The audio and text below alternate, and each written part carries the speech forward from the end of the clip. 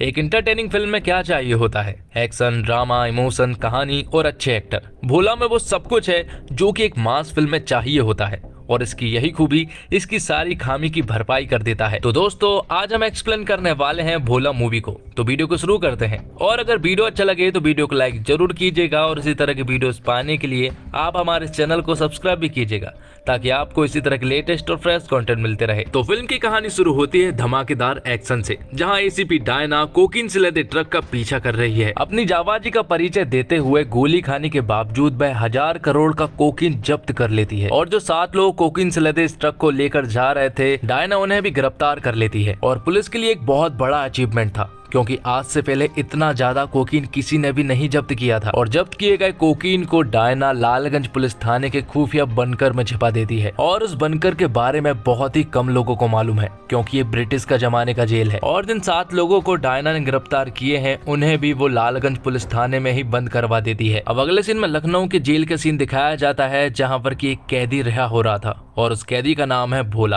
दरअसल भोला 10 सालों के बाद जेल से रिहा हो रहा है। वैसे तो उसे उम्र कैद की सजा हुई थी लेकिन अच्छे बर्ताव के कारण उसे जल्दी रिहा कर दिया जा रहा है। अब अगले सीन में हमें अश्वत्थामा उर्फ आंसू को दिखाया जाता है और जो 1000 करोड़ का कोकीन जब्त हुआ है वो किसी और का नहीं बल्कि आंसू के लोगों का ही है। और ये बात जब आंसू को मालूम चलती है तो वो पूरी तरह से बौखला जाता है। आंसू ये बात अपने भाई निठारी को बताता है, जिसके बाद निठारी और आंसू अपने कोकीन के बारे में पता लगाना शुरू कर देते हैं। और निठारी और आंसू के पास गैंगस्टर की पूरी फौज है। वो आराम से पूरे के पूरे शहर को तबाह कर सकते हैं। तब वो उन्हीं गैंगस्टर और अपने कुछ खबरियों की मदद से अपने कोकीन के बारे में पता लगाना शुरू कर देते हैं। और खबरी सिर्फ आंसू और निठारी के ही नहीं है बल्कि एसीपी डायना का भी है। दरअसल रौनक नाम का एक अंडरकवर एजेंट निठारी और आंसू के साथ पिछले 2 साल से काम कर रहा है और रौनक सारी इन्फॉर्मेशन डायना को बताता है। हालांकि आंसू के अपनी गैंग के ऊपर शक है कि उनके बीच में कोई गद्दार है। जिसके बाद डायना अपने बॉस के पास जाती है, जहाँ पर डायना का बॉस उसे सलाह देता है कि जब तक अदालत माल की कस्टडी नहीं लेती है तब तक ये जानकारी गुप्त रहनी चाहिए।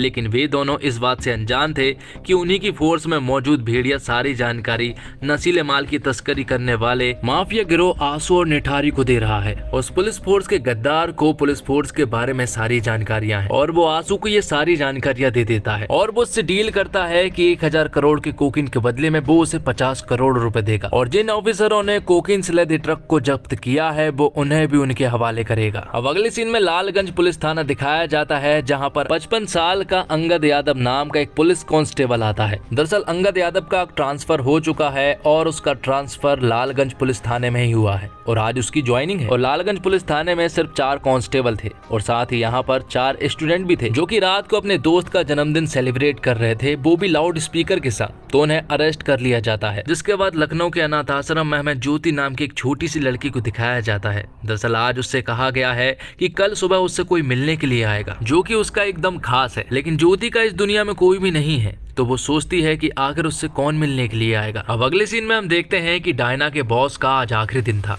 दरअसल आज उनका रिटायरमेंट है, इसलिए वो सारे ऑफिसरों को शराब पिला रहे होते हैं। लेकिन डायना को छोड़कर सभी लोग यहाँ पर शराब पीते हैं। दरअसल डायना को कंधे पर गोली लगी हुई थी और उसने मेडिसिन वगैरह खाई हुई थी, इसलिए वो शराब नहीं पीती है। लेकिन यहाँ पर शराब पीते ही कुछ मिनटों में ही सारे ऑफिसर अचानक से बेहोश हो जाते हैं। डायना को अचानक से ये सब कुछ समझ नहीं आया कि आखिर ये क्या हुआ। धीरे से उसे समझ आता है कि शायद शराब पीने की वजह से उनका ये हाल हुआ है और शराब में जरूर किसी ने कुछ मिलाया है क्योंकि उसने ही सिर्फ शराब नहीं पी थी। तो अब इन सारे पुलिस वालों को किसी भी हालत में हॉस्पिटल ले जाना था, लेकिन उसके कंधे में गोली लगी हुई थी इसलिए वो तो ट्रक नहीं चला सकती थी। और डायना के अलावा यहाँ पर कुछ खाना बनाने वाले लोग थे और साथ ही रिहा हुआ एक कैदी भी था जिसका नाम भोला है। और जब डायना खाना बनाने वाले लोगों से पूछती है कि क्या उन्हें ट्रक चलाना आता है तो वो मना करते हैं। और यहाँ पर जब भोला से पूछा जाता है तो वो हाँ तो कहता है, लेकिन वो साथ ही उससे ये भी कहता है कि वो आज ही रहा हुआ है और वो अपनी बेटी से मिलने के लिए जा रहा है जिसे कि उसने कभी भी नहीं देखा है और वो नहीं चाहता कि वो और किसी मुश्किल में पड़े।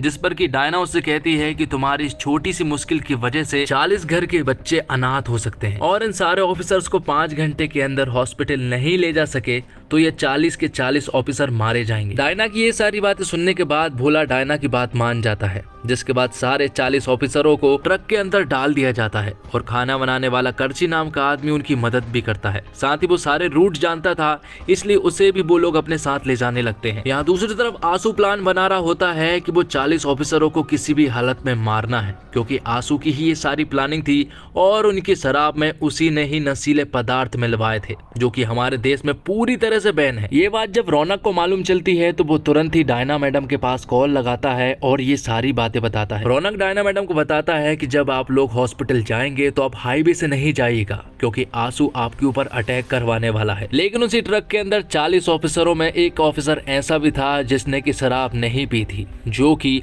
आंसू के साथ मिला हुआ है, और वो अपनी लोकेशन आंसू के पास शेयर कर देता है। और लोकेशन मिलते ही आंसू तुरंत ही शहर के सारे गैंगस्टरों को बुला लेता है। वो उनके सामने ढेर सारा पैसा रखता है और उन सभी के सामने एक एग्रीमेंट के रूप में वीडियो बनवाता है। वो उनसे कहता है कि जो भी उन 40 लोगों को मारेगा उन्हें 40 करोड़ रुपए दिए जाएंगे, और जो भी डायना मैडम को मारेगा उन्हें 5 करोड़ रुपए मिलेंगे। यहाँ दूसरी तरफ रौनक ने डायना मैडम को बता दिया था कि आंसू को लालगंज पुलिस थाने के बारे में पता चल गया है कि माल वहीं पर है, इसलिए यहाँ पर डायना मैडम तुरंत ही लालगंज पुलिस थाने में कॉल लगाती है और वहाँ के कांस्टेबल से कहती है कि अपने आजू बाजू के पुलिस स्टेशन की सारी पुलिस फोर्स को बुला लो और अपने पुलिस स्टेशन के सारे दरवाजे और खिड़कियां बंद कर लो। लेकिन ये सारी बातें सुनने के बाद वो पुलिस कांस्टेबल पूरी तरह से डर जाता है और वो अपने साथ के 3 कांस्टेबल के साथ इस पुलिस स्टेशन से रफू चक्कर हो जाता है। तो अब इस पुलिस स्टेशन में सिर्फ अंगद यादव और वो 4 स्टूडेंट बचे हुए हैं। थोड़ी देर के बाद डायना मैडम फिर से कॉल लगाती है, लेकिन कॉल कोई भी नहीं उठा रहा था। थोड़ी देर के बाद अंगद यादव कॉल उठाता है और वो उन्हें बताता है कि इस पुलिस स्टेशन में कोई भी नहीं बचा है मेरे अलावा। और साथ ही अंगद यादव यहाँ पर डायना मैडम को सब कुछ बता देता है कि आज ही उसकी ज्वाइनिंग हो रही है, जिस पर कि डायना मैडम उससे कहती है कि उसकी अभी से ज्वाइनिंग हो चुकी है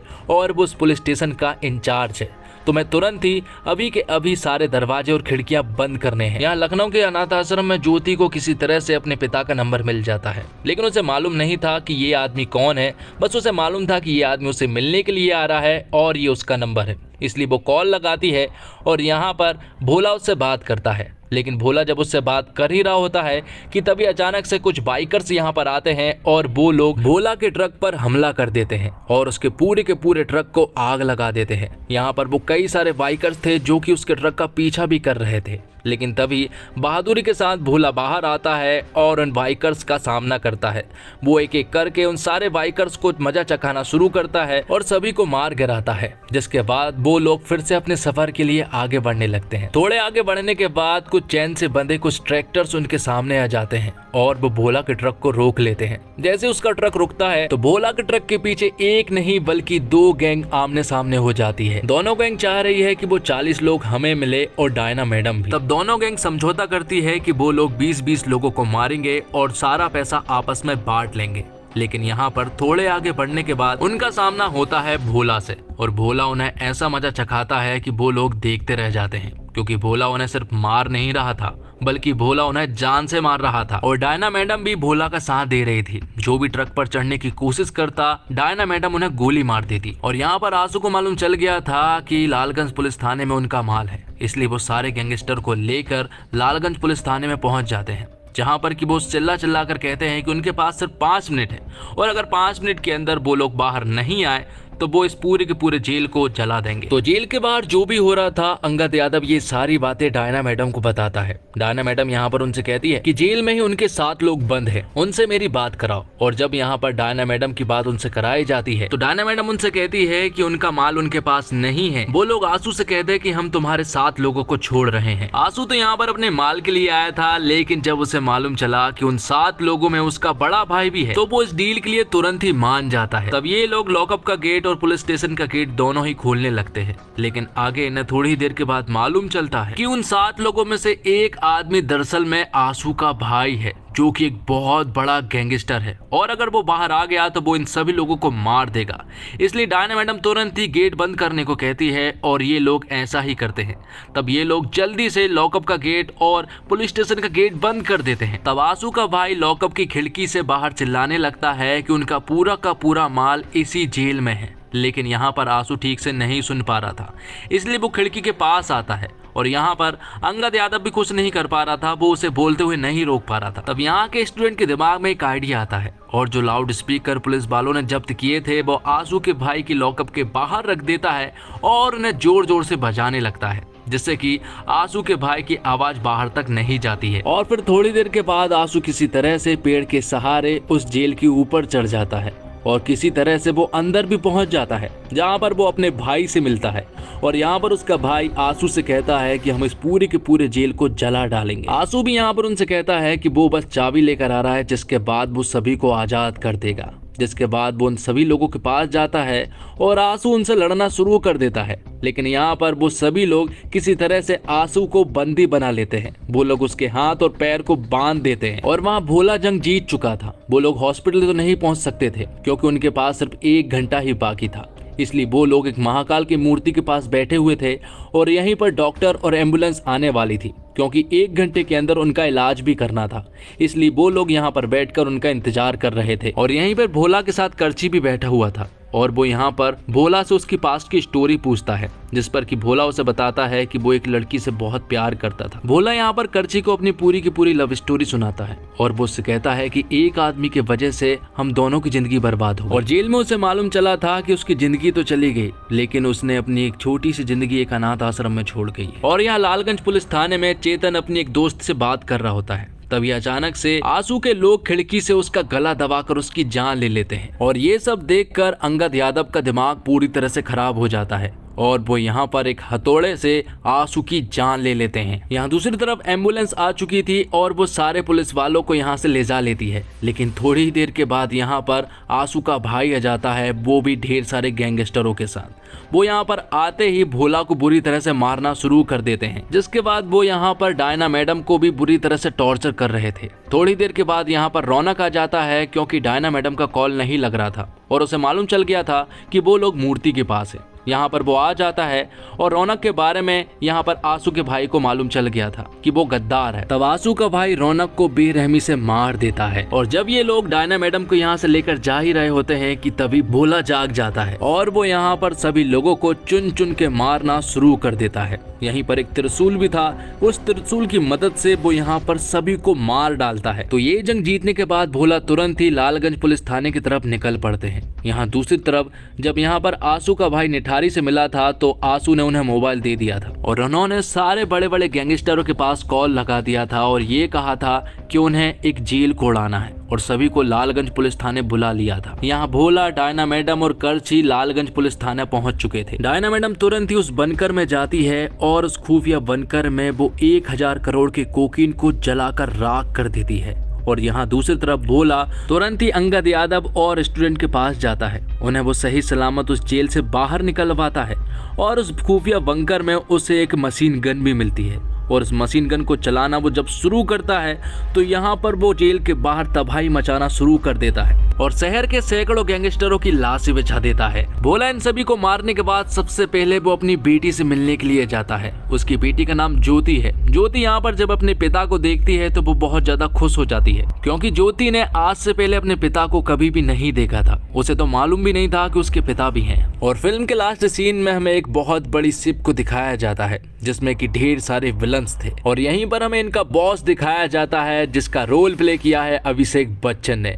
और अभिषेक बच्चन को बताया जाता है कि भोला भी जिंदा है। तो दोस्तों, निर्देशक के रूप में अजय देवगन पहले ही सीन में धुआंधार एक्शन दृश्यों से फील का टोन सेट कर देते हैं। कहानी एक रात की है और काली अंधेरी रात में एक्शन की तीव्रता और ज्यादा महसूस होती है और फिल्म के एक्शन सारे के सारे फ्रेश है। फिल्म में 5-7 मिनट का एक चेजिंग सीक्वेंस भी है जो रोंगटे खड़े कर देता है, मगर इमोशन के स्तर पर फिल्म 19 साबित होती है। मूल फिल्म कैथी में एक्शन के साथ साथ इमोशन का भी खूबसूरत बैलेंस था। एक्शन से भरपूर फिल्मों में फाइट या मारधाड़ का तर्क मिलना मुश्किल है कि कैसे एक अकेला नायक एक साथ 30-40 लोगों का कचूमर निकालने में कामयाब रहता है, मगर भोला में उस एक्शन को जिस तरह से कोरियोग्राफ किया गया है वो सिनेमा लवर के लिए विजुअल ट्रीट साबित होता है। और भोला के फ्लैशबैक के ट्रीट के कुछ सवालों के जवाब बाकी रह जाते हैं, मगर एक रात की कहानी को कैमरे में दिखाने का काम फिल्म के सिनेमाटोग्राफर असीम बजाज ने बहुत ही चतुराई से किया है।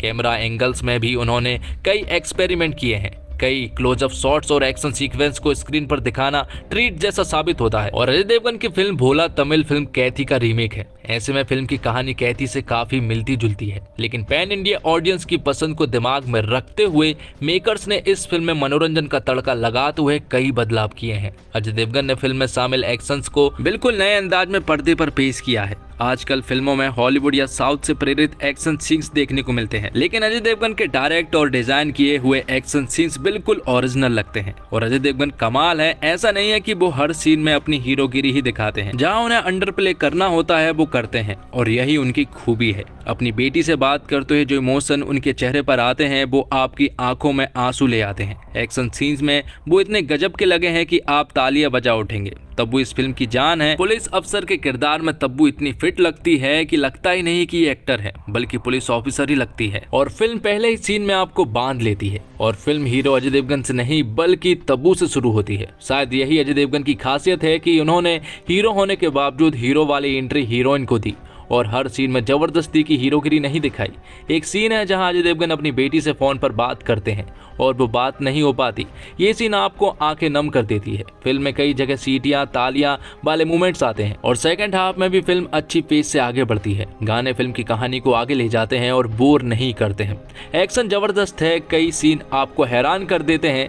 ये एक ऐसा मसाला है जहां दर्शक खूब इंजॉय करेंगे। और फिल्म को अजय देवगन ने खुद डायरेक्ट किया है और इसके लिए अजय की तारीफ करनी होगी। वो जितने अच्छे एक्टर है उतने ही अच्छे डायरेक्टर भी साबित हो रहे हैं। कहाँ किससे कितना काम करवाना है और कहाँ खुद को कितना फुटेज देना है, ये अजय बखूबी जानते हैं। ऐसा नहीं है कि खुद ही डायरेक्टर हैं, खुद हीरो हैं तो हर सीन में खुद को फिट कर दिया जाए, लेकिन ऐसा बिल्कुल भी नहीं। अजय ने चुन चुनकर अच्छे एक्टर भी कास्ट किए हैं। तब्बू का किरदार तो कई बार उन पर भी भारी पड़ जाता है, लेकिन यहाँ लगता है कि अजय ने एक्टर की वजह डायरेक्टर होने का फर्ज ज्यादा अच्छे से निभाया है, इसके लिए उन्हें फुल मार्क्स मिलेंगे। और फिल्म में एक्टिंग के साथ साथ डायरेक्शन की जिम्मेदारी भी अजय देवगन ने संभाली है। ऐसे वक्त में जहां लोगों का वर्ल्ड सिनेमा के प्रति एक्सपीरियंस बढ़ा है, वहां साउथ की मशहूर फिल्म कैथी की रीमेक कर लोगों के बीच उसे रेलिवेंट बनाए रखना अजय के लिए बेशक चुनौती भरा रहा होगा। फिल्म में एंटरटेनमेंट का हर वो डोज है जिसकी ख्वाहिश एक सिनेमा लवर को होती है। हालांकि कौन सा डोज किस मात्रा में देना है, इसके बैलेंस में अजय की चूक नजर आती है।